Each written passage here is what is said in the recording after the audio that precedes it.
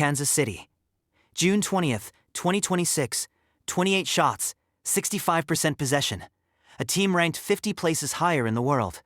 And at the other end of the pitch, one man stood between Ecuador and a result that should never have been in doubt.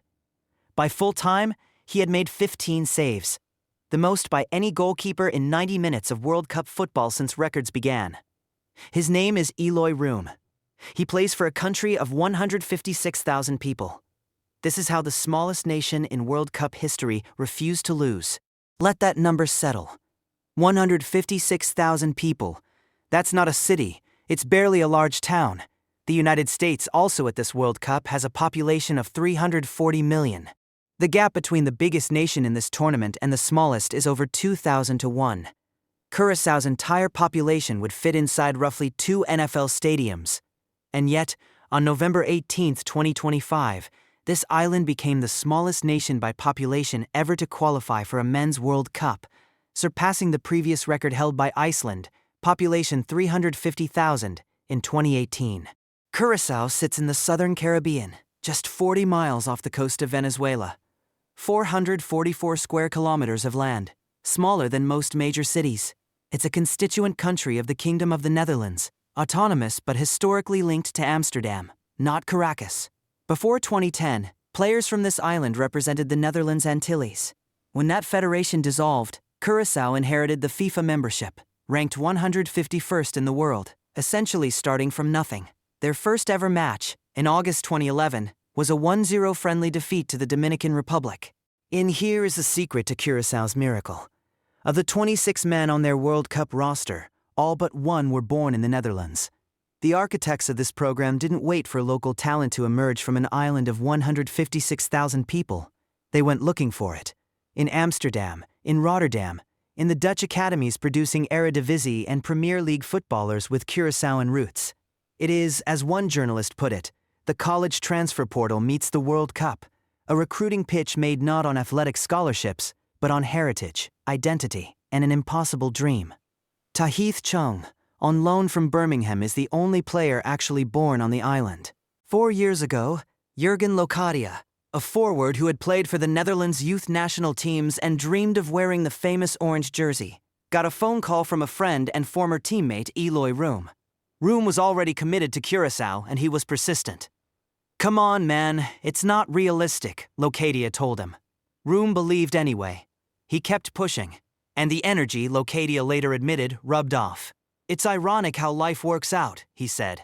Today, both men play for Curaçao at the World Cup. Room said qualifying means everything. The entire reason, he explained, he started playing for the island in the first place. To lead this team, Curaçao turned to Dick Advocaat, 78 years old, a Dutch coaching veteran who had taken the Netherlands to the 1994 World Cup quarterfinals, managed South Korea at the 2006 tournament, and led teams across Europe for 4 decades. He would become the oldest manager in World Cup history. Under Advocaat, Curaçao went unbeaten through their entire 10-match qualifying campaign, scoring 28 goals, the best record in the entire CONCACAF region. A nation of fishermen and oil refinery workers, guided by a man who had coached at 4 World Cups, found a partnership that defied logic.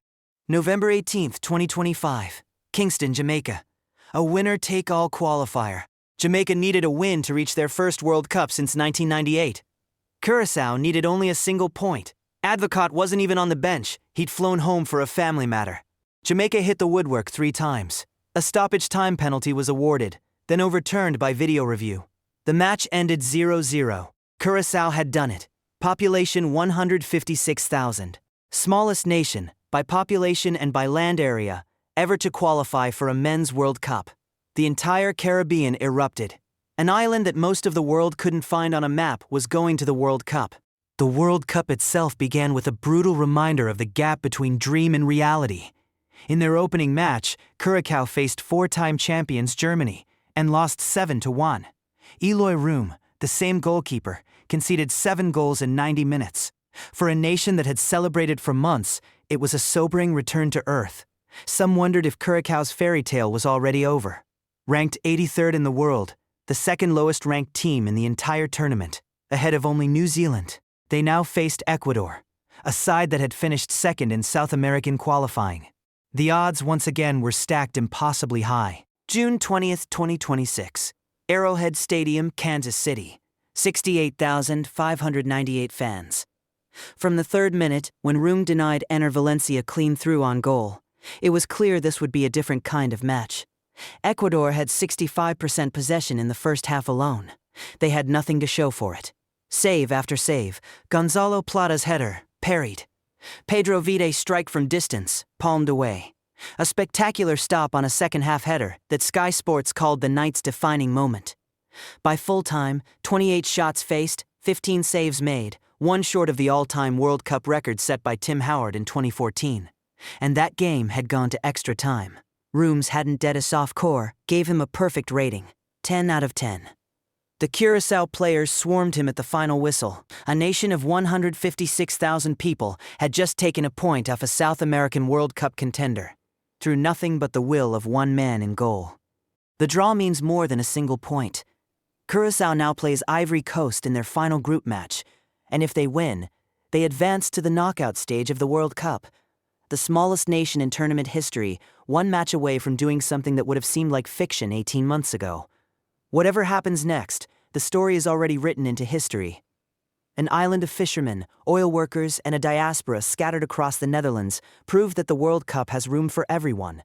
Not just nations of millions, but a nation the size of a small American suburb, with a goalkeeper who simply refused to let the ball cross the line. We are the Cup Files. And this was the story of the smallest nation in World Cup history, and the night they refused to be small.